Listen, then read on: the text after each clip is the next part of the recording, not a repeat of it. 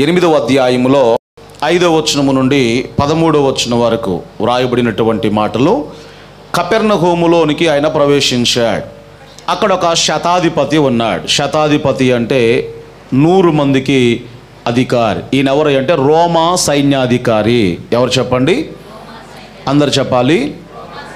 ఒక అన్యుడైన, ఒక విగ్రహారాధికుడు, నాస్తికుడు, ఎవరో సరే మనకు తెలియదులే, కానీ ఈ విగ్రహారాధికుడు పరిగెత్తుకుంటూ ప్రభు దగ్గరకు వచ్చాడు. ప్రభు దగ్గరకు వచ్చి, నా దాసుడు పక్షవాయువు చేత బాధపడుతున్నాడు, నా దాసుని బాగు చేయమని ప్రభువును వేడుకున్నాడు. అప్పుడు ప్రభు ఏమన్నాడు అంటే, సరే వస్తా పదా, ప్రార్థన చేస్తాను పదా, వచ్చి బాగు చేస్తాను అని ప్రభు అంటే, ఆ వ్యక్తి అన్నాడు కదా, నువ్వు పరిశుద్ధుడవయ్యా, నేను విగ్రహారాధికుడును, నేను పాపిని, కాబట్టి నీవు నా ఇంటికి రావడానికి నేను అర్హుడను, నేను పాత్రుడను కాను. ఇక్కడి నుంచి నువ్వు ఒక్క మాట చెప్పు చాలు, అక్కడ నా దాసుడు బాగుపడతాడు అని చెప్పి ఈ యొక్క శతాధిపతి ప్రభువుని వేడుకున్నాడు. అప్పుడు యేసయ్య ఏమన్నాడు అంటే, నీ విశ్వాసమే అతనిని స్వస్థపరచును, అంటే నీ నమ్మిక చొప్పున నీకు జరుగునుగాక అన్నాడు. ఏమన్నాడు యేసయ్య? చెప్పాలి గట్టిగా, నీ నమ్మిక చొప్పున నీకు జరుగునుగాక అన్నాడు. అంటే నువ్వు ఎంత నమ్మితే అన్ని కార్యాలు నువ్వు చూడగలుగుతావు. మరి ఈరోజు క్రైస్తవులు ఎక్కువగా ఎందుకొరకు దేవుని కార్యాలు చూడలేకపోతున్నారు అంటే, దేవుని మీద ఉన్న నమ్మకం మిగతా నమ్మకాలు దేని మీదకి వెళ్ళిపోయాయి అంటే, ఆ కాస్త నమ్మకాలు ఈరోజు దేవుని కంటే ఎక్కువగా వాస్తును నమ్మేవారు ఉన్నారు. దేవుని కంటే ఎక్కువగా ఈ చేతబడులు కానీ, లేకపోతే దిష్టులు కానివ్వండి, ఇట్లాంటివి ఏవైతే ఉన్నాయో, అంతరాలు కానివ్వండి. ఎంతమంది క్రైస్తవులు లేరు చూయించుకొని అక్కడికి వెళ్తే వాళ్ళు ఏదో బాగు చేస్తారట, ఇక్కడికి వెళ్తే వీళ్ళు ఏదో బాగు చేస్తారట. చివరికి ఏ విషయమైనా నువ్వు దేవుని మీద ఆధారపడకుండా ఎవడో ఏదో చెప్తాడు అని ఇతరుల మీద నువ్వు ఆధారపడుతున్నావు చూసావా, నీ ఇంటిలో అప్పుడు దేవుని కార్యాలు జరగవు. ఎందుకంటే పూర్తి విశ్వాసము దేవుని మీద నీకు లేదు. కాబట్టి పోయిన వారంలో ఇవన్నీ మీకు చెప్పాను, మళ్ళీ అవన్నీ చెప్పడానికి మనకు టైం లేదు. కాబట్టి నీ నమ్మిక చొప్పున నీకు జరుగునుగాక అన్నాడు దేవుడు. ఏమన్నాడు? నీకు జరుగునుగాక అన్నాడు. 2 గుడ్డోళ్ళు వచ్చారు యేసయ్య దగ్గరకు. ప్రభువా మమ్మల్ని బాగు చేయవా అని అడిగారు 2 గుడ్డివారు కూడా. యేసయ్య అడిగాడు వారిని, ఇది నేను చేయగలనని మీరు నమ్ముతున్నారా? ఆమెన్ చెప్పండి గట్టిగా. ఏమన్నాడు యేసయ్య? ఇది నేను చేయగలనని మీరు నమ్ముతున్నారా అని అడిగినప్పుడు, ప్రభువా మరి 2 అంటే 4 కళ్ళు, మరి 4 కళ్ళు వస్తాయో రావో కానీ 1 కన్ను అయితే వస్తుందని ఖచ్చితంగా మేము నమ్ముతున్నామయ్యా అన్నారనుకోండి. మరి 4 కళ్ళు అంటే ఇబ్బందిగా ప్రభువా, ఒకవేళ ఆయనకు 1 కన్ను నాకు 1 కన్ను వస్తుందేమో అని మేము నమ్ముతున్నాం ప్రభు అంటే 1 కన్నే వచ్చేది. అంటే నమ్మినోడికి నమ్మినంత. అర్థమైందా? నువ్వు ఎంత నమ్ముతావో నమ్మినవాడు నమ్మిక ప్రకారంగా పొందుకుంటాడు. ఇక్కడ యేసయ్య అన్నాడు, నీ నమ్మిక చొప్పున నీకు జరుగునుగాక అని ప్రభు మాట్లాడుతూ ఉన్నాడు. కాబట్టి నీ నమ్మకము దేవుని మీద ఉన్నదా, లేకపోతే లోక సంబంధమైన వాటి మీద ఉన్నదా? ఆ విషయాన్ని మనమందరం కూడా అర్థం చేసుకోవాలి. కాబట్టి నువ్వు మాట మాత్రం సెలవిస్తే చాలు ప్రభువా అని నమ్మాడు. కాబట్టి ఆ దాసుడు అక్కడ బాగుపడ్డాడు. ఒకవేళ కొంతమంది నమ్మిక ఏంటి? ఒక రక్తస్రావం కలిగిన స్త్రీ, ఆమె నమ్మిక ఏంటో తెలుసా? యేసయ్య వస్త్రపు చెంగు ముట్టుకుంటే చాలు నేను బాగుపడతాను. యేసయ్య మీద ఎంతమంది పడుతున్నారు? అక్కడ కొన్ని 100 మంది ఉన్నారండి. ఆమె ఎప్పుడైతే ముట్టుకుందో ఆమె బాగుపడిపోయింది కదా. అప్పుడు యేసయ్య అన్నాడు, నన్ను ఎవరో ముట్టుకున్నారు అన్నాడు. కొంతమంది అక్కడ ఏమన్నాడు తెలుసా? ఇదేంది ప్రభువా, నీ మీద అంతమంది పడుతూ ఉంటే ఎవరు ముట్టుకున్నారో మేము ఎట్లా చెప్పగలము అంటే, లేదు లేదు ఎవరో నన్ను ముట్టారు అని ప్రభు మాట్లాడుతున్నాడు. అంటే ఆమె విశ్వాసం ఏంటి? వస్త్రపు చెంగు ముట్టుకుంటే చాలు. మరి ఆయన మీద పడ్డ వాళ్ళందరూ బాగుపడ్డారంటే లేదు, అంటే అది ముట్టుకుంటే చాలు నేను బాగుపడతాను అని ఆమె నమ్మిక. అంటే కొంతమంది నమ్మిక ఏంటి? అయ్యగారు ప్రార్థన చేస్తేనే నేను బాగుపడతాను, అది నమ్మిక. లేదు, నేను ఏకాంతంగా గదిలోనికి వెళ్ళి నా దేవునికి ప్రార్థన చేసుకున్నా నా దేవుడు బాగు చేయగలడు అనే విశ్వాసం మరికొంతమందికి. మరికొంతమందికి ఏంటి?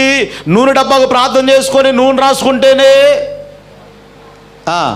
నేను బాగుపడతాను. నూనె డబ్బా ఉన్నా దేవుడు బాగు చేస్తాడు, నూనె డబ్బా లేకపోయినా దేవుడు బాగు చేస్తాడు. కొన్ని సందర్భాల్లో దేవుడు బురద రాసి బాగు చేసిన సందర్భాలు ఉన్నాయి. కోనేటికి వెళ్ళి కడుక్కోరా అన్నాడు. కొన్ని సందర్భాల్లో నోటి మాట ద్వారా దేవుడు బాగు చేశాడు. కొన్ని సందర్భాల్లో మనిషిని తాకి దేవుడు స్వస్థపరిచాడు. నేను చెప్పేది ఏమిటంటే, నమ్మినోడికి నమ్మినంత నీ నమ్మిక ప్రకారమే నీకు జరుగునుగాక అన్నాడు యేసయ్య. స్తోత్రం చెప్పండి గట్టిగా. కాబట్టి ఆ ప్రకారంగా ఆయన మాట మాత్రం సెలవిచ్చాడు. అక్కడ దేవుని కార్యాలు జరిగాయి.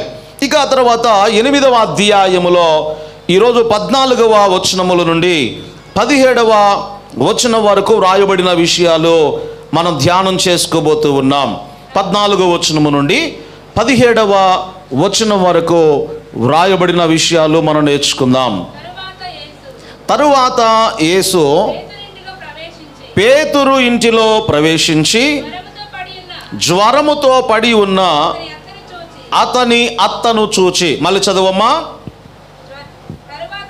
తరువాత యేసు ఎవరింటిలో? అందరు చెప్పండి గట్టిగా, గుర్తుపెట్టుకుని ఇవన్నీ కూడా. పేతురు ఇంటిలో ప్రవేశించాడు. రెండవది, జ్వరముతో పడి ఉన్న ఎవరత్త? పేతురు గారి యొక్క అత్తను చూచి ఆమె చెయ్యి ముట్టగా జ్వరము ఆమెను విడిచెను. అంతటా ఆమె లేచి ఆయనకు ఉపచారము చేసెను. స్తోత్రం చెప్పండి గట్టిగా. ఈ భాగం ఎక్కడెక్కడ ఉందో బైబిల్ అది చూపించిన తర్వాత నేను వాక్య ధ్యానంలోనికి వెళ్తాను. మార్కు శుభవార్త 1వ అధ్యాయము 29వ వచనముల నుండి మీరు చదువుకుంటే ఇదే భాగం అక్కడ వ్రాయబడింది. రైట్. మార్కు శుభవార్త 1వ అధ్యాయము 29వ వచనముల నుండి చదవమ్మా. వెంటనే సమాజ మందిరముల నుండి వెళ్ళి యోహానుతోను, మొత్తం ఎంతమంది అమ్మా? వారు సమాజ మందిరముల నుండి వెళ్ళి యాకోబు, యోహాను, తర్వాత సీమోను, ఆంద్రయ అను వారి ఇంట ప్రవేశించిరి. సీమోను వద్ద జ్వరముతో పడి ఉండగా వెంటనే, అక్కడేమో యేసయ్య చూసి బాగు చేసినని వ్రాయబడింది.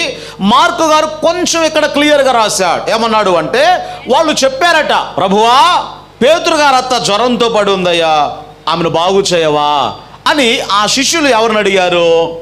యేసయ్యను అడిగారు. యేసయ్యను అడిగినప్పుడు ప్రభు ఏం చేశాడు? చెయ్యి పట్టి ఆమెను లేవనెత్తెను. అంతటా జ్వరము ఆమెను వదలెను గనుక. మత్తయి శుభవార్తలో ఏముంది? అందుకే ఇవన్నీ చదివిస్తున్నా మీకు. మత్తయి శుభవార్తలో ఏముంది? అంతటా ఆమె ఆయనకు, ఎంతమందికి చేసినట్టుగా ఉంది అక్కడ మత్తయి శుభవార్తలో? ఒక్కరికి. ఇక్కడ మార్కు గారు ఏం రాశాడు? అంతటా ఆమె వారికి, అంటే వచ్చిన వారందరికీ ఏం చేసింది? ఉపచారము చేసేను. ఈ భాగాన్ని ఇట్లాగే ఉంచుదాం. లూకా గారు ఎట్లా రాశాడో చూద్దాం ఒకసారి. లూకా గారు డాక్టర్ గారు కదా, డాక్టర్ గారి స్టైల్లో ఆ జ్వరాన్ని ఎలా వివరించాడో ఆయన ఇంకొంచెం క్లియర్గా రాశాడు. చూడండి ఒకసారి. లూకా శుభవార్త 4వ అధ్యాయము 38వ వచనముల నుండి దేవుని వాక్యాన్ని మనం చదువుకుందాం. 4వ అధ్యాయము 38వ వచనం. ఆయన సమాజ మందిరములో నుండి లేచి సీమోను ఇంటిలోనికి వెళ్ళెను. సీమోను అత్త, అది లూకా గారు డాక్టర్ గారు కాబట్టి ఆ జ్వరం టెంపరేచర్ ఎంత ఉందో ఆయనకు తెలుసు కాబట్టి ఎట్లా రాశాడు అంటే, అది తీవ్రమైన జ్వరము అని రాశాడు. ఏ జ్వరం అది? రైట్. వాళ్ళేమో జ్వరం అని రాశారు మామూలుగా. డాక్టర్ గారు అయినటువంటి లూకా గారు ఎలా రాశాడు అంటే అప్పట్లో ఈ టైఫాయిడ్, లేకపోతే డెంగ్యూ, మలేరియా, చికెన్ గున్యా ఇట్లాంటి పేర్లు ఈ మధ్య వచ్చాయి. అప్పుడు ఏదైనా జ్వరమే. కానీ ఆ జ్వరం ఎలా ఉందో చెప్పాడు ఇక్కడ. ఎలా ఉంది? తీవ్రమైనటువంటి జ్వరముతో ఆమె బాధపడుతూ ఉంది. వాళ్ళు చెప్పారు ఈమె జ్వరంతో ఉందని. యేసయ్య ఆ స్త్రీని బాగు చేశాడు. వెంటనే ఆమె లేచి ఏం చేస్తూ ఉంది? వారికి ఉపచారము చేసెను. జ్వరం తగ్గిన 4 రోజులు కానీ నీరసం తగ్గదు. అవునా కదా? జ్వరం తగ్గిన 4 రోజులు కానీ నీరసం తగ్గదు. కానీ యేసయ్య బాగు చేశాడంటే నీరసం లేదు, ఏమీ లేదు. వెంటనే లేచి ఏం చేస్తుంది? ఆమె పరిచారము లేదా పరిచర్య చేస్తూ ఉంది. ఈ వాక్యము ద్వారా దేవుడు మనతో మాట్లాడును గాక. స్తోత్రం చెప్పండి గట్టిగా. ఇప్పుడు మత్తయి శుభవార్తలోనికి వద్దాం. ఇక మత్తయి శుభవార్త 8వ అధ్యాయములో మనం చదువుకున్న భాగములో మరలా చదవమ్మ. 14వ వచనముల నుండి మనం చదువుకుందాం. తరువాత పేతురు ఇంటిలో ప్రవేశించెను. ఎవరిల్లది? అందరు చెప్పాలి గట్టిగా. పేతురు ఇల్లు. ఏ ఊరది? కపెర్నహూము అనబడిన పట్టణము.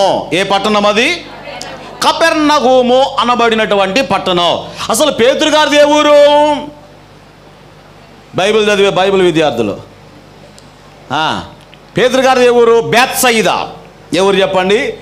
ఆంధ్రేది కానీ కొంతమంది శిష్యులది కానీ దేవుడు యేసయ్య ఎక్కడి నుంచి పిలిచాడు అంటే బేత్సయిదా అనబడినటువంటి పట్టణం. దానికి రెఫరెన్స్ మీకు కావాలంటే సరే చదవండి. ఏముంది? యోహాను శుభవార్త 1వ అధ్యాయము 44వ వచనముల నుండి దేవుని వాక్యాన్ని మనం చదువుకుందాం. యోహాను శుభవార్త 1వ అధ్యాయము 44వ వచనాన్ని మనం చదువుకుంటే, బేత్సయిదా వాడు అనగా ఆంద్రయ పేతురు అను వారి పట్టణపు కాపురస్తుడు. క్లియర్ అయిపోయింది ఇక్కడ. ఆంద్రయ బేత్సయిదా వాడే, ఫిలిప్పు బేత్సయిదా వాడే, పేతురు గారు కూడా బేత్సయిదా పట్టణస్తుడే. కానీ ఇక్కడ కపెర్నహూములో ఇల్లుంది అనే మాట రాయబడింది. దీనికి కారణం ఏంటో మీకు చెప్తాను. యేసుక్రీస్తు వారు ఎక్కడ పుట్టాడు అంటే చెప్పండి. వామ్మో, యేసయ్య పుట్టిన ఊరండి బేత్సయిదానా? గట్టిగా చెప్పండి. యెరూషలేము ప్రాంతంలో బెత్లెహేములో ఆయన పుట్టాడు. పెరిగింది ఎక్కడ? 30 సంవత్సరాలు నజరేతులో పెరిగాడు. ఎక్కడ పుట్టింది? ఎక్కడ? బెత్లెహేములో. పెరిగింది ఎక్కడ? అందుకోసం ఆయన ఏమని పిలువబడ్డాడు? బెత్లెహేమీయుడైన యేసు అని పిలువబడలా. అంటే కొంతమంది ఏంటి, ఎవరైనా దయ్యం పట్టినప్పుడు కానీ ఏదైనా జరిగినప్పుడు కానీ ఏదో పవర్, నజరేయుడైన యేసు అవసరంలా, యేసు అన్నా చాలు. స్తోత్రం చెప్పండి గట్టిగా. ఆయన నజరేయుడైన యేసు అని ఎందుకొరకు పిలువబడ్డాడు అంటే 30 సంవత్సరాలు నజరేతులో పెరిగాడు కాబట్టి. ఉదాహరణకు నేను వైరాలో పుట్టా, కమలాపురంలో పెరిగా. ఇప్పుడు ఏ అయ్యగారు అంటారు? కమలాపురం అయ్యగారు అంటారు. యేసయ్య కూడా బెత్లెహేములో పుట్టాడు, నజరేతులో 30 సంవత్సరాలు పెరిగాడు కాబట్టి ఏమని పిలువబడ్డాడు? ఆయన నజరేయుడైన యేసు అని పిలువబడ్డాడు. అయితే పరిచర్య చేసింది ఏ ప్రాంతం నుంచి అంటే కపెర్నహూము ప్రాంతం నుండి. ఎక్కడి నుండి? కపెర్నహూము అనబడిన ప్రాంతం. అందుకొరకే ఈ కపెర్నహూము యేసయ్య పట్టణముగా పిలువబడింది. ఆమెన్ చెప్పండి గట్టిగా. ఏ పట్టణం? పుట్టింది బెత్లెహేము, పెరిగిందేమో నజరేతులో, పరిచర్య చేసిందేమో కపెర్నహూము పట్టణము నుండి. అందుకొరకే ఇప్పటికి కూడా మీరు వెళ్ళండి యెరూషలేము టూర్కు వెళ్తే, అంటే మామూలుగా యూట్యూబ్లో మనం విమానం ఎక్కి మనం పోయేంత స్తోమత మనకు లేదులే, కానీ యూట్యూబ్లో ఒకసారి మీరు చూస్తే కపెర్నహూము అనబడినటువంటి ఆ పట్టణం దగ్గరకు వస్తే అక్కడ ఒక నేమ్ ఉంటుందండి. ఆ సిటీకి బయట ఒక నేమ్, ఒక బోర్డు ఉంటుంది. ఏమిటంటే ద సిటీ ఆఫ్ జీసస్. అంటే ఈ పట్టణము యేసయ్య పట్టణము. స్తోత్రం చెప్పండి గట్టిగా. కపెర్నహూము పట్టణము ఏ పట్టణంగా పిలువబడుతుంది? యేసయ్య పట్టణంగా పిలువబడింది. ఇప్పుడు జాగ్రత్త గమనించండి. తన శిష్యులను పిలిచినప్పుడు బేత్సయిదా గ్రామం నుండి ఆంద్రేయును కానీ, యాకోబును కానీ, పేతురును కానీ, ఫిలిప్పును కానీ కొంతమందిని అక్కడి నుంచి పిలుచుకున్నాడు ఆయన. ఏ పట్టణం నుంచి? బేత్సయిదా, కపెర్నహూము ఇవన్నీ సముద్ర తీరంలో ఉంటాయి. చేపలు పట్టే వాళ్ళందరూ కూడా ఇవన్నీ దగ్గర ఊర్లండి. బేత్సయిదా నుంచి అక్కడి నుంచి పిలుచుకున్నాడు పేతురు గారిని. అక్కడ ఇల్లు ఉంది పేతురు గారికి. అయితే ఇప్పుడు యేసయ్య కపెర్నహూముకు వచ్చాడు కాబట్టి పేతురు ఏం చేశాడు తెలుసా? అక్కడ ఇల్లు అమ్మి ఇక్కడ కొన్నాడు. ఎక్కడ చెప్పాలి? కపెర్నహూములో. ఎందుకొరకు? యేసయ్య ఇక్కడి నుంచి పరిచర్య చేస్తున్నాడు కదా, నా యేసయ్య ఉండడానికి ఒక ఇల్లు కావాలి, ఆయన వాక్యం బోధించడానికి ఒక ఇల్లు కావాలి, ఆయనకు భోజనం కావాలి కదా, ఆయన చుట్టూ ఉన్నటువంటి శిష్యులు ఉంటారు, పరిచర్య చేసే వాళ్ళు కావాలి కదా అని అక్కడి నుండి కపెర్నహూములో ఇల్లు కొని తన భార్యను తన అత్తను వచ్చిన వారికి పరిచర్య చేయడానికి అక్కడ నియమించాడు. అందుకొరకే పేతురు ఇంటిని దేవుడు యేసయ్య ఆధారంగా చేసుకుని కపెర్నహూము పట్టణములో ఏం చేస్తూ ఉన్నాడు? సువార్త ప్రకటిస్తూ ఉన్నాడు. ఆమేన్ చెప్పండి గట్టిగా.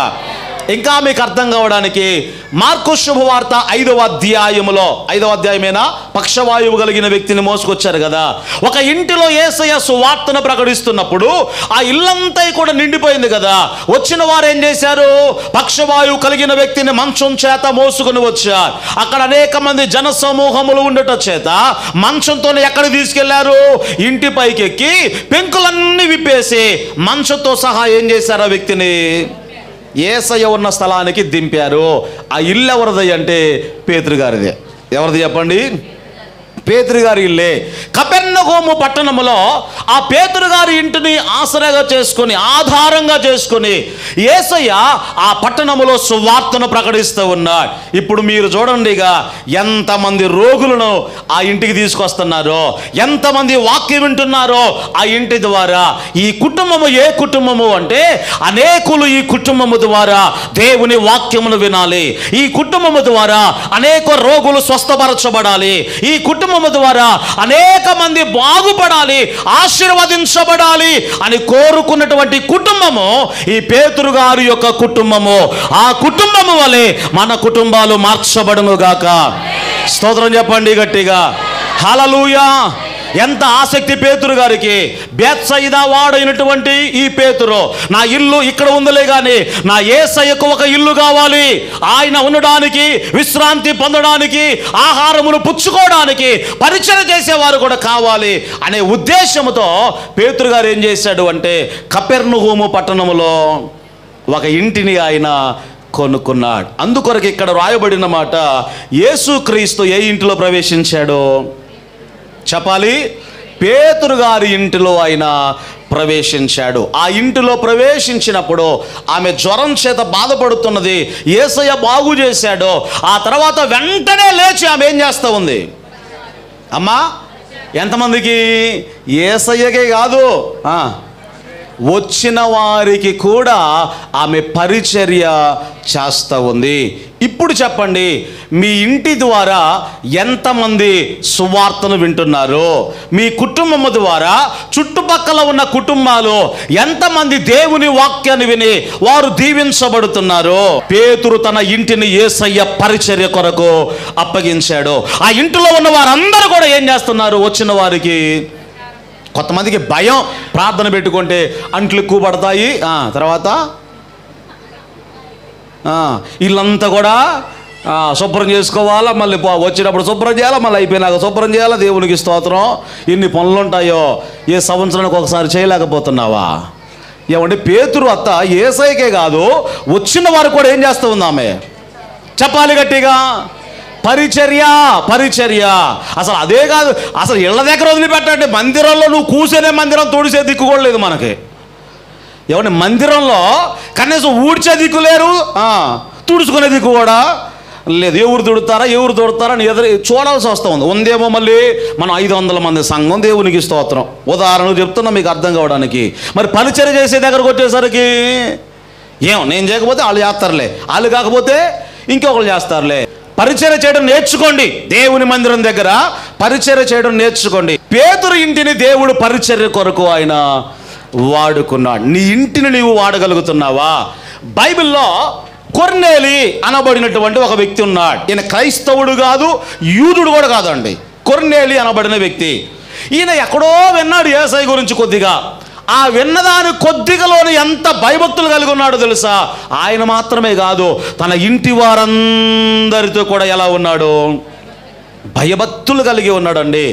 ఒకరోజు దేవదూత వచ్చి చెప్పాడు, కొర్నేలి, నీ ధర్మ కార్యాలు పరలోకానికి చేరాయి. ఏ కార్యాలు? ధర్మకార్యాలే కాదు, నీ ప్రార్థన, నీ పరిచర్య అంతా కూడా పరలోకం చేరింది. అయితే ఇది సరిపోదు. ధర్మకార్యాలు చేసినంత మాత్రంలో, నువ్వు ప్రార్థనలు చేసినంత మాత్రంలో ఇది సరిపోదు. కానీ దైవజనుడిని ఇంటికి ఆహ్వానించు. అతడు నీవు ఎలా బ్రతకాలో రక్షణను గురించిన వాక్యమును నీకు బోధిస్తాడు అని దేవదూతలు మాట్లాడుతూ ఉన్నారు. ఆమె చెప్పండి గట్టిగా. మా ఇంట్లో ప్రార్థన జరుగుతుందండి, రోజు ప్రార్థన చేసుకుంటామండి, మంచిదే. టీవీలో పెద్దయ్య గారి వాక్యాలు రోజు వస్తాయండి, వినండి, మంచిదే. అన్నీ చేయండి, మంచిదే. ధర్మకార్యాలు చేయండి, మంచిదే. నీ సేవకుడు నీ ఇంటికి రావాలి. ఎలా రావాలి? వచ్చిపోవడం కాదు, కుటుంబారాధనలో దేవుని వాక్యమును బోధించి వెళ్ళాలి. ఆమె చెప్పండి గట్టిగా. ఏం చెప్పారు అక్కడ? కొర్నేలి, నీ ప్రార్థనలు పరలోకానికి చేరాయి, నీ ధర్మకార్యాలు దేవుని సన్నిధికి చేరాయి. ఇది సరిపోదు. ఏం చేయాలి? దైవజనుని ఆహ్వానించయ్యా. ఏం చేస్తాడు అంటే రక్షణను గురించినటువంటి వాక్యమును నీకు బోధిస్తారు. అప్పుడు ఏం చేశాడు అంటే పేతురు గారికి ఆల్రెడీ దేవుడు దర్శనమందు ఆయన చూపించాడు. దేవదూతలు కూడా వచ్చి చెప్పారు. ఆయన బయలుదేరక ముందే ఇక దైవజనుడు వస్తున్నాడని తెలుసుకొని కొర్నేలు ఏం చేశాడు? ఒకసారి చదవండి అపోస్తలుల కార్యముల గ్రంథములో. అందరూ చూడాలన్నమాట. అపోస్తలుల కార్యముల గ్రంథం 10వ అధ్యాయము 24వ వచనముల నుండి దేవుని వాక్యాన్ని మనం చదువుకుందాం. మరునాడు వారు కైసరయలో ప్రవేశించిరి. అప్పుడు కొర్నేలి ఎవరిని? తన బంధువులను. ఎవరిని పిలిచాడు? చెప్పాలి గట్టిగా. ఇది రెండోసారి అడిగితే చెప్పరా? అది చదవరా? ఒకటి బంధువులను, రెండు అందరు చెప్పండి, ముఖ్యమైనటువంటి స్నేహితులను. బంధువులు అంటే ఎవరు ఉంటారు మీరు చెప్పండి? యూదులు కాదు, క్రైస్తవులు కాదు. అంటే అందరు ఎవరు? అన్యులండి. ఎవరిని పిలిచాడు? చెప్పాలి గట్టిగా. అన్యులను పిలిపించాడు. దేనికోసం? మనం ఎప్పుడు పిలుస్తాం? సంక్రాంతి పండుగ పిలుస్తాం, లేదా దీపావళి పండుగ పిలుస్తాం, లేదా చెప్పండి దసరా పండుగలు, ఇంకేమన్నా అన్యుల పండుగలు. కనీసం క్రిస్మస్ కూడా పిలవం మనం. దేవునికి స్తోత్రం. కనీసం క్రిస్మస్ కూడా పిలవండి మనం. మిగతా అన్యుల పండుగలు అన్నిటికీ పిలుస్తాం. ఎంతసేపు నువ్వు గారెలు వండుకొని, నువ్వు బూరెలు వండుకొని, నువ్వు తిని ఎంతసేపు ఇదేనా ఇక. కానీ అక్కడ ఏం జరిగిందో తెలుసా? అన్యులను పిలిచాడండి. అన్యులైనటువంటి బంధువులను పిలిచాడు. పిలిస్తే ఎందుకు రారండి? నువ్వు విందు ఏర్పాటు చేసి, నువ్వు కుటుంబారాధన సంవత్సరానికి ఒకసారి పెట్టుకుని, కుటుంబారాధన ఎలా పెట్టుకోవాలో తెలుసా? ఒక పండగలాగా పెట్టుకోవాలి. ఈరోజు నా ఇంటిలో పండగ, అన్యులారా బంధువులారా రండి, ప్రేమ విందు ఏర్పాటు చేసుకున్నాను అని అన్యులందరినీ నువ్వు ఆహ్వానించిన తర్వాత అందరు ఆ ఇంట్లో కూడుకున్నారు. ఇప్పుడు ఎవరి కోసం ఎదురు చూస్తున్నారు అంటే దైవజనుని కొరకు. చదవండి ఒకసారి ఆ మాట అక్కడ.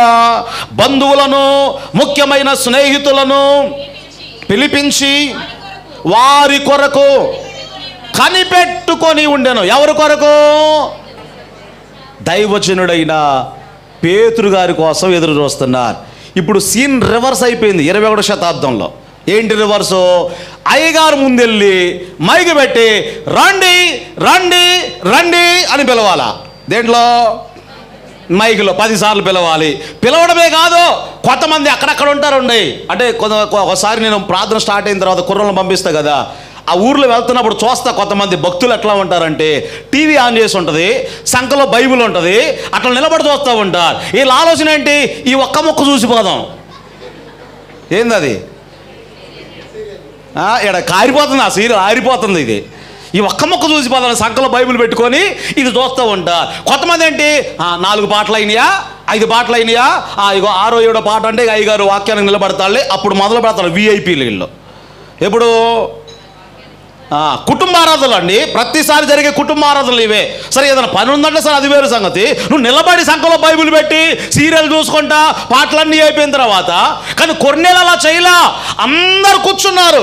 ముఖ్యమైనటువంటి స్నేహితులు అన్యులండి వారు వచ్చిన వారు. అలా కూర్చోగానే పేతురు గారు వచ్చాడు.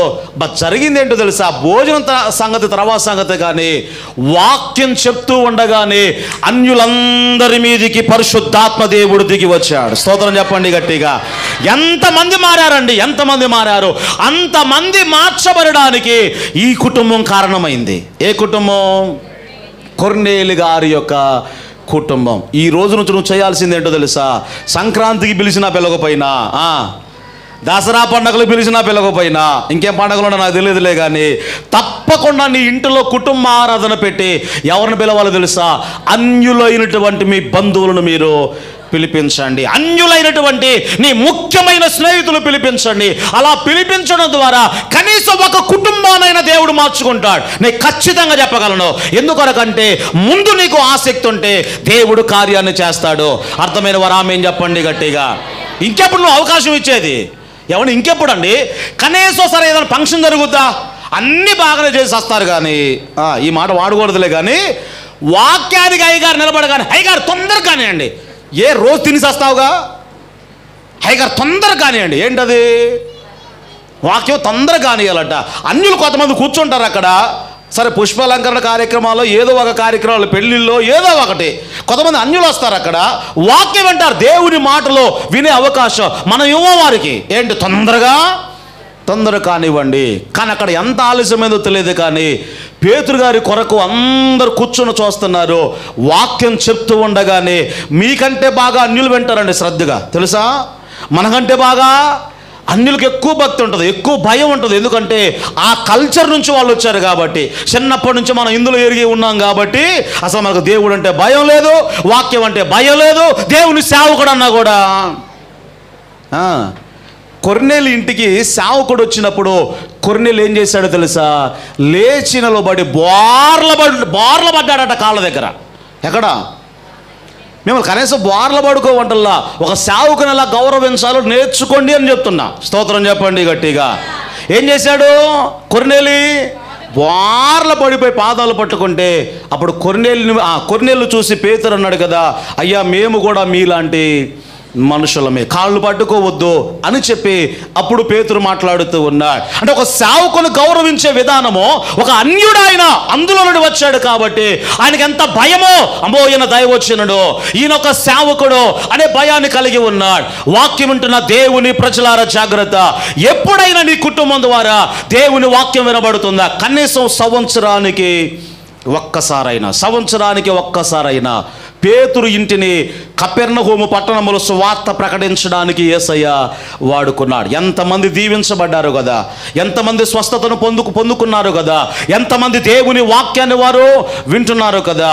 ఒక మాట మీకు చెప్తా, మన సంఘంలో జరిగింది. ఖానాపురంలో నా ఫ్రెండ్ ఒకడు కిషోర్ అని, ఆయన చనిపోయాడు. ఒక్కడే కొడుకు, వారిద్దరికి ఒక్కడే కొడుకు. ఆయన చనిపోయినప్పుడు, పెద్దయ్య గారు ఉన్నప్పుడు చనిపోయాడు. కార్యక్రమం బాగా జరిగింది, భూస్థాపన కార్యక్రమం. కానీ ఆ జరిగే విధానం అందరూ అన్యులే అండి, వారి చుట్టాలందరూ కూడా అన్యులే, అందరూ విగ్రహారాధికులే.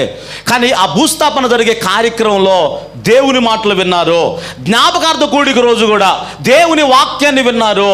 వచ్చిన వారందరూ విగ్రహారాధికులే. కానీ ఆ రోజు వాక్యం విని 2 కుటుంబీకులు మారు మనసు పొందారండి. స్తోత్రం చెప్పండి గట్టిగా. జ్ఞాపకార్థ కోడికలో వారు ఇప్పటికేం సాక్ష్యం చెప్తారో తెలుసా? అంటే ఆయన చనిపోవడం మేలని కాదులే కానీ కిషోరు చనిపోయి మమ్మల్ని మార్చాడు. అంటే ఏంటి? ఆ మరణము ద్వారా ఆ రోజు వాక్యాన్ని విని మేము మారు మనసు పొందాం అని ఇప్పటి కూడా వారు చెప్తారు. అట్లాంటి సందర్భాల్లో అన్యులు మార్పు చెందినటువంటి కొన్ని సందర్భాలు ఉన్నాయి. మరి ఎప్పుడైనా నీ ఇంటిలో ప్రార్థన అన్నప్పుడు చుట్టాల పక్కల పండగలకు కాదు, ఇలాంటి వాటికి పిలవండి, విందును ఏర్పాటు చేయండి. మీ ముఖ్యమైన స్నేహితులను, అన్యులైనటువంటి బంధువులను ఆహ్వానించండి. ఎక్కువసేపే ఉండదు అక్కడ కూడా. కాసేపు వాక్యం చెప్తున్నప్పుడు వారు కూడా ఏం చేస్తారు? శ్రద్ధగా దేవుని వాక్యాన్ని వింటారు. అట్లా నువ్వు ఆసక్తిని కలిగి ఉంటే ఖచ్చితంగా నా దేవుడు ఏం చేస్తాడు? ఒక్కరినైనా మార్చుకుంటాడు. ఇలా చేయడానికి అలాంటి ఆసక్తిని దేవుడు మనకు అనుగ్రహించును గాక. స్తోత్రం చెప్పండి గట్టిగా. హల్లెలూయా. అది పేతురు తన ఇంటిని ఎవరికి ఇచ్చాడు అంటే యేసయ్యకి ఇవ్వడం, అంటే పరిచర్య కొరకు ఆయన అప్పగించాడు. ఈ రోజు నుంచి నేర్చుకోండి. మీరు బర్త్డేలకే పెట్టుకోండి, లేదా మ్యారేజ్ డేలకే పెట్టుకోండి, ఏదో ఒక జ్ఞాపకార్థ కూడిక ఉంటుంది కదా సంవత్సరానికి ఒక్కసారి, అది మీరు డేట్ అట్లా ఇస్తే ఆ డేట్ మీరు ఫిక్స్ చేసుకుంటే సంవత్సరంలో ఇలా మీరు ఏర్పాటు చేసుకుంటే ప్రతిరోజు మనకు సంఘంలో ఏముంటాయో చెప్పండి, చెప్పాలి గట్టిగా. ప్రతిరోజు కూడా మనకు సంఘంలో కుటుంబారాధనలు జరుగుతాయి. కాబట్టి నా కుటుంబము చుట్టుపక్కల ఉన్న వారికి ఆశీర్వాదకరంగా ఉండాలి అని నువ్వు కోరుకోగలవా? పేతురు తన ఇంటిని దేవుని పరిచర్య కొరకు ఆయన ఇచ్చాడు. రైట్, పేతురు ఇంటి దగ్గరే ఉన్నాం. ఇక రెండవ చదవము ఒకసారి, మత్తయి శుభవార్త. బైబిల్ మూసేశారా? 8వ అధ్యాయము 14వ వచనం మళ్ళా చదవమ్మా. యేసు పేతురు ఇంటిలో ప్రవేశించి జ్వరముతో పడి ఉన్న ఎవరత్త? చెప్పాలి గట్టిగా, పేతురు అత్త. అక్కడ ఆగిపోదాం. పేతురు అత్త అంటే ఇందులో నేర్చుకోవాల్సింది ఏముందయ్యా అంటే, పేతురు గారికి వివాహమైంది అని క్లియర్గా అర్థమవుతుంది. ఏమైంది? కొంతమందికి డౌట్ రావచ్చు, ఏంటి లక్ష్మణ్ లాంటి వాళ్ళకి ఏంటంటే మేనత్త ఉండొచ్చుగా, అంతేనా? డౌట్లు రావడం చాలా మంచిదండి, కానీ డౌట్లు క్లారిఫై చేయాలంటే నాకు ఇంకా ఇష్టం. దేవునికి స్తోత్రం. బైబిల్ చదివితేగా మనకు డౌట్లు వచ్చేది. కొంతమందికి ఏ డౌట్లు ఉండలే, కానీ చదివే వాళ్ళకి ఏమొస్తాయి? చెప్పాలి గట్టిగా. నేను ఎందుకొరకట్ట తెలుసుకుంటానంటే, నేనే డౌట్లు వేసుకుంటా. బైబిల్ చదువుతున్నప్పుడు నేనే ప్రశ్నలు వేసుకుంటా, నేనే దానికి జవాబులు వెతుక్కుంటా. ఇక్కడ ఏముందంటే పేతురు అత్త. మరి ఇప్పుడు మేనత్త లేకపోతే బంధువు రకంగా అత్త అంటే సొంత అత్త, పిల్లనిచ్చిన అత్త అంటే పిల్లనిచ్చిన అత్తే. దేవునికి స్తోత్రం. మరి పేతురు గారికి వివాహమైందని ఎక్కడ రాయబడిందంటే, పేతురు గారు తన భార్యను విశ్వాసురాలైనటువంటి తన భార్యను వెంట పెట్టుకొని పరిచర్యలోకి వెళ్ళను అని స్వయంగా ఎవరు రాశారు అంటే పౌలు గారు రాశాడు. ఎవరు రాశారు? పౌలు గారు తన పత్రికలో ఆయన రాశారు. మీకు అర్థం కావడానికి కొరింథీయులకు రాసినటువంటి మొదటి పత్రిక అందరూ చూడండి ఒకసారి. అపోస్తలుడైన పౌలు కొరింథీ సంఘానికి రాసినటువంటి మొదటి పత్రిక 9వ అధ్యాయము 5వ వచనముల నుండి దేవుని వాక్యాన్ని మనం చదువుకుందాం. కొరింథీయులకు రాసిన మొదటి పత్రిక 9వ అధ్యాయము 5వ వచనము నుండి మనం చదువుకుంటే, తక్కిన అపోస్తుల వలన అంటే పౌలు గారు చెప్తున్నాడు ఇక్కడ, నాకు ఆ అధికారం లేదా, ఈ అధికారం లేదా, దాని గురించి మాట్లాడుతూ తక్కినటువంటి అపోస్తుల వలన, ప్రభు యొక్క సహోదరుల వలన. కేఫా అంటే ఎవరు? పేతురు గారికి మరొక పేరు కేఫా. కేఫా అంటే బండోడా. అది యేసయ్య పెట్టుకున్నాడు పేరు. స్తోత్రం చెప్పండి గట్టిగా. ముద్దుగా యేసయ్య పెట్టుకున్నాడు. ఏం పేరు? అన్నిట్లో కూడా ఎట్లా ఉండేవాడు అంటే కొంచెం స్పీడ్గా ఉండేవాడు, కొంచెం అలాంటి మనసే కలిగి ఉండేవాడు. కాబట్టి యేసయ్య ముద్దుగా ఏం పేరు పెట్టుకున్నాడంటే బండోడా. ఏం పేరు? కేఫా అంటే అదే బండోడా అని అర్థం. సరే, ఇప్పుడు కేఫా అంటే పేతురు గారును పేతురు గారి వలెను విశ్వాసురాలైన భార్యను వెంట పెట్టుకొని తిరగడానికి మాకు అధికారం లేదనుకున్నారా అన్న. ఇక్కడ క్లియర్గా అర్థమైంది ఏమిటంటే, పేతురు గారికి భార్య ఉంది, అత్తయ్య ఉంది, పేతురు గారికి వివాహం అయింది. మరి అయితే ఏంటి అన్నట్లుగా ఉన్నారు కదా కొంతమంది.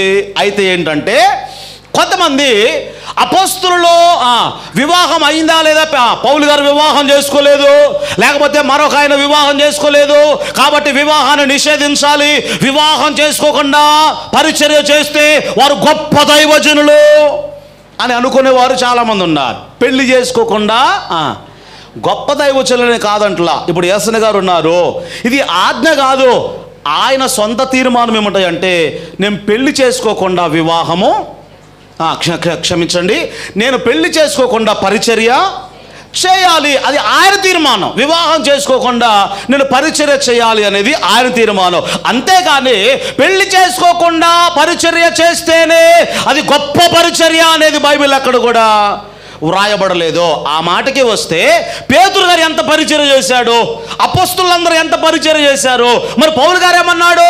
కడమ అపోస్తుల వలె భార్యలను వెంట పెట్టుకొని తిరిగే అధికారం నాకు లేదనుకున్నారా అని పౌలు ఇక్కడ మాట్లాడుతున్నాడు. వివాహం నిషేధించేవారు ఎలాంటి వారు అంటే, ఆ మధ్యకాలంలో మన ఈ చుట్టుపక్కల ప్రాంతంలోనే కొంతమంది అన్నారట, అంటే ఆర్సీఎం కానీ కొన్ని సంస్థలు ఉంటాయి కదా, వాళ్ళు ఏమన్నారు అంటే, అసలు గురువు గారు అంటే ఎట్లా ఉండాలి, పెళ్లి చేసుకోకుండా ఏమీ లేకుండా సేవ చేయాలి, అది సేవ అంటే అన్నారట. సరే, మిమ్మల్ని ఒక ప్రశ్న అడుగుతాను, బైబిల్ ఎక్కడైనా ఆజ్ఞ ఉందంటారా? లేదు. ఆ బోధ చేసే వాళ్ళని బైబిల్ ఏం చెప్తుందో ఒక రెఫరెన్స్ మీకు జ్ఞాపకం చేస్తాను, చూడడానికి ప్రయత్నం చేయండి ఒకసారి. పరిశుద్ధ బైబిల్ గ్రంథంలో అపోస్తుడైన పౌలు తిమోతి గారికి ఉత్తరాన్ని వ్రాస్తూ తన మొదటి పత్రికలో 5 నిమిషాలు ముగించేస్తాను. తిమోతి గారికి ఉత్తరాన్ని వ్రాస్తూ ఒక విషయాన్ని జ్ఞాపకం చేస్తూ ఉన్నాడు. మొదటి పత్రిక 4వ అధ్యాయము మొదటి వచనము నుండి చదవండి ఒకసారి. అయితే ఏ దినాల్లో? కడవరి దినములలో అబద్ధికుల వేషధారణ వలన మోసపరచు ఆత్మల యందును దయ్యముల బోధ యందు లక్ష్యముంచి. ఏ బోధ? దయ్యముల బోధ యందు లక్ష్యముంచి విశ్వాస భ్రష్టులగుదరని ఆత్మ తేటగా చెప్పుచున్నాడు. ఇక 3వ వచనంలో ఏమన్నాడు? ఆ అబద్ధికులు ఏం చెప్తారు అంటే, వాత వేయబడిన మనస్సాక్షి గలవారై ఏమి నిషేధిస్తారు? వివాహమును వారు నిషేధించుదురు. ఎవరు వీరు? అబద్ధ బోధకులు అన్నాడు. ఏ బోధకులు? వివాహాన్ని దేవుడు నిషేధించలేదండి. అసలు వివాహం చేసింది ఎవరు? మొట్టమొదటిగా చెప్పాలి గట్టిగా. వివాహాన్ని చేసింది దేవుడే. ఇంకా బైబిల్ సత్యమేంటో చెప్పనా? వివాహముతో ఆది కాండములో బైబిల్ ఆరంభించబడి ప్రకటన గ్రంథములో వివాహముతోనే, అంటే క్రీస్తు సంఘము యొక్క వివాహముతోనే బైబిల్ అనేది ముగించబడతా ఉంది. ఆమేన్ చెప్పండి గట్టిగా. వివాహముతోనే ఆరంభమైంది, వివాహముతోనే బైబిల్ ముగించబడుతూ ఉంది. కానీ ఈరోజు చాలామంది వివాహాన్ని నిషేధించి దానికి ఏం పేరు పెట్టారు తెలుసా? మెల్కీసెదెకు పరిచర్య. ఏ పరిచర్య? ఎవరు చెప్పారయ్యా నీకు అది? మెల్కీసెదెకు పరిచర్య అంటే మెల్కీసెదెకు పెళ్లి చేసుకోలేదు కాబట్టి మెల్కీసెదెకు పరిచర్య అనుకుంటారు. కాదు. మెల్కీసెదెకు పరిచర్య అంటే ఆయన రాజు, షాలేము రాజు. రెండవదిగా ఆయన యాజకుడు. ఎవరు చెప్పండి? రాజు, యాజకుడు. బైబిల్లో రాజు పని రాజే చేయాలి, యాజకుడు పని యాజకుడే చేయాలి. కానీ ఇప్పుడు ఈయన ఉన్నాడు చూసారా, మెల్కీసెదెకు రాజుగా ఉన్నాడు, రెండవదిగా యాజకుడుగా ఉన్నాడు. అదే క్రమంలో ఎవరు వచ్చారు అంటే యేసయ్య కూడా ఆయన రాజు, రెండవదిగా యాజకుడు. అదే క్రమంలో చీకటిలో నుండి ఆశ్చర్యకరమైన వెలుగులోనికి వచ్చిన మనలందరినీ కూడా యేసయ్య ఏం చేశాడు? మనము రాజులము, రెండవదిగా యాజకులము. ఆమేన్ చెప్పండి గట్టిగా. అది మెల్కీసెదెకు క్రమంలో మనం కూడా ఎవరమయ్యా అంటే యేసయ్యతో పరిపాలన చేయబోతున్నాము, రాజులము, యాజకులము. అంటే ప్రతిరోజు కూడా దేవునికి అయిష్టమైనటువంటి కార్యాలను చంపేసుకునేటువంటి యాజకులం. ఎవరని చెప్పండి? ఏ కులం మంది? చెప్పాలి గట్టిగా. యాజకులము. కాబట్టి ప్రభునందు ఆత్మీయులరా, ఆ క్రమంలో పరిచర్య చేయాలి. ఆ క్రమాన్ని మెల్కీసెదెకు క్రమము అన్నారు. ఒక్క మాట చెప్పాలి అంటే మెల్కీసెదెకు పరిచర్య అంటే ఎట్లా చేశాడు తెలుసా? ఆయన గురించి 3 వచనాలు ఉన్నాయి బైబిల్లో. మెల్కీసెదెకు గురించి 3 వచనాలు ఉన్నాయి. కానీ ఆ మెల్కీసెదెకు క్రమంలోనే ఏం చేయమన్నాడు? పరిచర్య చేయండి అన్నాడు. ఏం పరిచర్య అంటే ఆయన 3 వచనాలు రాయబడ్డాయి కానీ పరిచర్య మాత్రం ఘనంగా ఉన్నది. అంటే ఏంటి? మెల్కీసెదెకు పరిచర్య అనగా ప్రజలకు కనుమరుగై ఉండుట. ఆమేన్ చెప్పండి గట్టిగా. ఏంటి మెల్కీసెదెకు పరిచర్య అంటే? ప్రజలకు గొప్పగా కనపరచుకోవడం కాదు. మెల్కీసెదెకు అక్కడ తప్ప ఆది కాండంలో మరెక్కడ కూడా ఇక మనకు కనబడడు. అది గొప్పగా పరిచర్య చేయాలి. ప్రజలకు ఎలా ఉండాలి చెప్పండి? మరుగుగా, తగ్గించుకొని కనుమరుగుగా ఉండాలి. సందర్భం వచ్చింది కాబట్టి చెప్తా ఉన్నాను. కాబట్టి వివాహం చేసుకుంటే లాభాలేంటి, చేసుకోకుండా ఉంటే లాభాలేంటో మీకు చెప్తాం మళ్ళీ. అంటే పౌలు గారు ఏం చెప్పాడో చివరిగా ఆ మాట ఒకసారి మనం చదువుకుందాం. కొరింథీయులకు రాసినటువంటి మొదటి పత్రికల నుండి కొన్ని విషయాలు మనం చదువుకుందాం. చూడండి ఒకసారి, అందరూ చూడాలి ఈ మాట. మీరు బైబిల్ చూస్తేనే మీకు అర్థమవుద్ది, చదువు వచ్చిన వాళ్ళు. కొరింథీయులకు రాసిన మొదటి పత్రిక 7వ అధ్యాయము 26వ వచనముల నుండి చదువుకుందాం. 26వ వచనముల నుండి. ఇప్పటి ఇబ్బందిని బట్టి పురుషుడు తాను ఉన్న స్థితిలోనే ఉండుట మేలని. ఇది ఏ సందర్భంలో రాశాడో మీకు తెలియాలి. పెళ్లి అయిన వారి కొరకును పెళ్లి కాని వారి కొరకును రాస్తున్నాడు. జాగ్రత్తగా వినాలి. పరిచర్యకు ఎవరైతే పోతున్నారో పరిచర్య చేయదలిచిన వారికి రాస్తున్నాడు. అప్పటికే పెళ్ళైన వారు ఉన్నారు, పెళ్లి కాని వారు ఉన్నారు. వాళ్ళిద్దరిని దృష్టిలో పెట్టుకొని రాస్తున్నాడు ఇది. కాబట్టి అది అర్థం కాకపోతే మళ్ళీ ఈ వచనాలు మీకు అర్థం కావు. సరే, ఇప్పుడు ఏమన్నాడు? ఇప్పటి ఇబ్బందిని బట్టి పురుషుడు తాను ఉన్న స్థితిలోనే ఉండటం మేలని తలంచుచున్నాను. ఇక చదవండి. భార్యకు బద్ధుడవై ఉంటివా, విడాకులు కోరవద్దు. ఒకవేళ భార్య లేక ఉన్నావా వివాహము కోరవద్దు. ఎందుకు వద్దు అన్నాడు తర్వాత అర్థమవుతుంది. అయినను నువ్వు పెళ్లి చేసుకున్నా కూడా పాపము లేదు అన్నాడు. ఆమెను చెప్పండి గట్టిగా. ఏమన్నాడు? పెళ్లి వద్దులే అని సలహా ఇచ్చాడు. మళ్ళీ ఏమన్నాడు? అమ్మా మిమ్మల్ని మళ్ళీ ఏమన్నాడు? చేసుకున్నా. ఎందుకు వద్దన్నాడు? చేసుకున్నా తప్పులేదు అంటున్నాడు. ఎందుకు వద్దన్నాడు? కింద వచనం చదివితే అర్థమవుతుంది. చూడండి ఒకసారి. కన్యక పెళ్లి చేసుకున్నా కూడా ఆమె కూడా పాపం లేదు. అయితే అట్టి వారికి శరీర సంబంధమైన శ్రమలు కలుగుతాయి కాబట్టి అందుకొరకే పెళ్లి చేసుకోకుండా సేవ చేస్తే బాగుంటుంది అని సలహా ఇస్తున్నాను అన్నాడు. ఏమన్నాడు? సేవకులకు చెప్తున్నాను ఈ మాట. పెళ్లి గురించి వచ్చింది కాబట్టి చెప్తున్నా. పెళ్ళే చేసుకోకుండా ఉంటే గొప్ప అయ్యగారులు అంటారు చూసారా. ఇక్కడ పౌలు ఏం చెప్పదలుచుకున్నాడు అంటే, ఒకవేళ పెళ్లి చేసుకుంటే దానికి సంబంధించినటువంటి లోక సంబంధమైన కొన్ని శ్రమలు వస్తాయి అన్నాడు. ఈ మరలా కింద వచ్చిన మీరు చదువుకుంటే, పెళ్లి కాని వాడు ఏం చేస్తాడు అంటే, భార్య లేదు పిల్లలు లేరు కాబట్టి ప్రభువుని ఎలా సంతోషపెట్టాలి అని ఆలోచన చేస్తాడట. కింద వచనంలో ఉంది. పెళ్ళైన వాడు ఏం చేస్తాడు? భార్యను ఎలా సంతోషపెట్టాలి అని ఆలోచిస్తాడు. మళ్ళీ చెప్తున్నా, పౌలు ఎందుకొరకు వివాహాన్ని వద్దు అన్నాడు అంటే పాపమని కాదు. అర్థమవుతుందా? పాపమని కాదు. ఎందుకొరకు వద్దన్నాడు?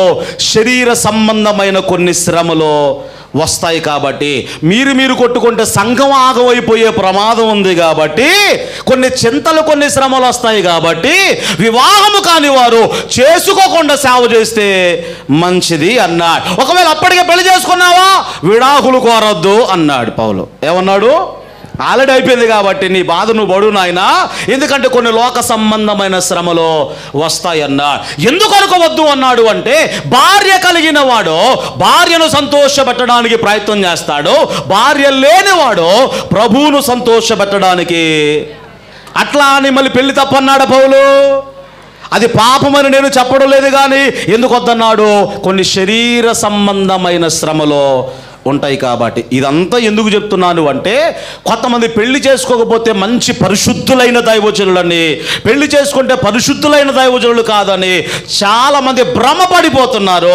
అందుకు ఈ మాట చెప్తున్నాను. పేతురు గారికి కూడా ఏమైంది? వివాహమైంది. ఆయనకు కూడా ఎవరున్నారు? భార్య ఉంది, అత్తగారు ఉన్నారు. ఈ అత్త ఎట్లా పరిచర్య చేస్తుందంటే, యేసయ్యకే కాదు, యేసయ్యతో పాటు వచ్చిన వారికి కూడా పరిచర్య చేస్తూ ఉంది. బైబిల్లో అబ్రహాము శారా ఉన్నారు చూశారు, ముసలోళ్ళు అయిపోయారండి. మస్తకి వృక్షం కింద కూర్చున్నాడండి, సింధూర మస్తకి వృక్షం కింద కూర్చున్నాడు. ముగ్గురు మనుషులు వచ్చారట. దేవుడు చూచాడు. ఆయన ఈ ముగ్గురు మనుషుల దగ్గరకు పరిగెత్తుకుంటూ వెళ్ళాడు. పరిగెత్తుకుంటూ వెళ్ళి ఏమన్నాడు తెలుసా? అయ్యా రండి, కొంచెం నీళ్ళు ఇస్తాను, కాళ్ళు కడుక్కొని తాగి ఆ తర్వాత విశ్రాంతి తీసుకోండి, కొద్దిగా ఆహారం ఇస్తాను, తిని ఈ చెట్టు కింద పడుకొని ఆ తర్వాత మీరు ఇక్కడి నుంచి వెళ్ళిపోవచ్చు అన్నాడండి. చెప్పిందంతా కొద్దిగా నీళ్లు అన్నాడు, కొద్దిగా ఆహారము అన్నాడు. ఇక వచ్చిన తర్వాత అండి పరిగెత్తుకుంటూ వెళ్ళాడు శారా దగ్గరకు. ముందు ముసలావిడావా శారా దగ్గరికి వెళ్ళి పరిగెత్తుకుంటూ వెళ్ళి, శారమ్మా నువ్వు అర్జెంటుగా ఏం చేయాలి అంటే 3 మానికల మెత్తని పిండి, అన్నీ ఎంత క్లియర్గా చెప్తున్నాడండి దగ్గరుండి. ఏం పిండి? మళ్ళీ గర్ర కొండకూడదు, జాగ్రత్త. మెత్తని పిండి తెచ్చి ఏం చేయాలి? రొట్టెలు చేయి. పనివాళ్ళు చాలామంది ఉన్నారుగా, మళ్ళీ పనులు ఎట్లా చేస్తారో తెలియదో, ఆ రొట్టెలు ఎలా ఉంటాయో తెలియదో. శారాని అడిగాడట కదా, 6 కేజీల గోధుమ పిండి. కేజీకి ఎన్ని అవుతాయి రొట్టెలు? సుమారుగా 30 అవుతాయా? సుమారుగా. మరి కేజీకి 30 అయితే ఇప్పుడు 6 కేజీలకి ఎన్ని కావాలి? 180. అంతేనా విశ్వాసరావు గారు? 180 రొట్టెలు ఒక్కళ్ళు చేయాలంటే మీరు చెప్పండి, ఇక మిషన్ ఏమైనా ఉందా? ఏమి లేదండి. అంత పిండి పిసికి ఆమెకే చెప్పాడు. మళ్ళీ పనులు చేస్తే ఎట్లా చేస్తారో తెలియదు, నువ్వే స్వయంగా చెయ్యి అని చెప్పి శారా గారికి చెప్తా ఉన్నాడు. 6 కేజీల గోధుమ పిండి సుమారుగా 200 రొట్టెలు ఒక్కతే చేయాలంటే ఓపుకుంటుందంటారా? ముసలావిడైపోయిందండి, కానీ చేస్తూ ఉంది. మళ్ళీ పరిగెత్తుకుంటూ వెళ్ళాడు. ఒక మంచి లాగదూడను చూసి తీసుకొచ్చి ఎవరికి అప్పగించాడు అంటే పనివారికి అప్పగించాడు. ఇక ఆ తర్వాత వెన్న, పాల, పెరుగు అన్నీ సిద్ధం చేసాడండి. చెప్పిందెంత చెప్పాలి? కొద్దిగా. చేసిందెంత? చాలా. కొంతమంది ఉంటారండి చెప్పేదేమో చాలా ఉంటుంది, చేసేదేమో కొద్దిగా ఉంటుంది. ఒక ఆవిడ ఇట్లాగే ఉందట. అప్పుడప్పుడు మీకు చెప్తా కదా, నేను గొప్ప అనిపించుకోవడానికి వీళ్ళ పిల్లోడితో పాటు ఇంకో పిల్లోడు అక్కడ ఆడుకుంటా ఉంటే ఆన్ని కూడా పిలిచిందట. ఈ అన్నానికి పిలిచి ఆన్ని కూడా పిలిచిందట. అరే నువ్వు కూడా రారా మా అబ్బాయితో పాటు 4 ఇడ్లీ తిందు రారా అని పెద్దగా అరిచిందట. అరిస్తే ఆ ఇంటి పక్కనే ఎల్లుళ్ళు కూడా. ఇప్పుడు ఆ పిల్లగాడు వాళ్ళ అమ్మ తల్లిదండ్రులు ఏమనుకోవాలా, అమ్మ ఎంత మంచిది, నా కొడుకు కూడా ఎన్ని ఇడ్లీలు టిఫిన్లు పెడుతుందో అనుకోవాలా. తిందురారా నాన్న అని గట్టిగా అరిచిందట. వీడు ఎంత పెట్టుతాడు ఇంట్లో కోసాడు. ఇంట్లో కోసిన తర్వాత వీడితో పాటు టిఫిన్ పెట్టిందట. ఇడ్లీలో సగం కట్ చేసి 6 ఇడ్లీ పెట్టిందట. 6 ఇడ్లీ పెట్టి 6 ఇడ్లీకి చెంచాతో స్పూన్తో కొద్దిగా అట్లా వేసి మళ్ళీ చెప్పడం కడుపు నిండా తిన్నానా అని పెద్దగా చెప్తుందట. ఇడ్లీ పెట్టిందేమో కొద్దిగా, అరిసి చెప్పేదేమో.